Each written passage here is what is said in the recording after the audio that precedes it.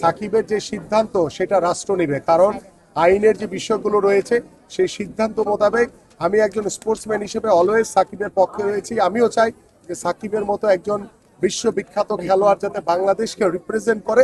But সাকিবের দ্বারা যে ভুলগুলো হয়েছে বিগত সময় সেগুলো রাষ্ট্র বিচার বিশ্লেষণ করে তাকে আইনি প্রক্রিয়ার মাধ্যমেই কিন্তু তাকে দেশে এনে সে যদি ভবিষ্যতে বাংলাদেশের হয়ে খেলার ইচ্ছা পোষণ করে এবং বাংলাদেশ সরকার হিসেবে আল্লাহ যদি আমাদেরকে কবুল করে, আমরা অবশ্যই সাকিবের বিষয়ে নমনীয় আচরণ করবো ইনশাআল্লাহ। আমি যেটি বলি যে আমাদের বর্তমান যে ক্রিকেট বোর্ড এটি প্রশ্নবিদ্ধ একটি ক্রিকেট বোর্ড এবং সঠিক প্রক্রিয়ার ভিতরে কিন্তু এই ক্রিকেট বোর্ড নির্বাচিত হয়নি।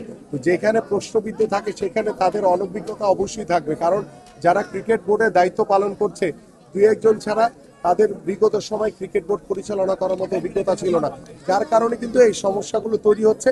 এবং আশা করি যে আমরা এই ক্রিকেট বোর্ডের সাথে আল্লাহ যদি আমাদেরকে কবুল করে ভবিষ্যতে বসে এগুলো সমাধান করবো ইনশাআল্লাহ।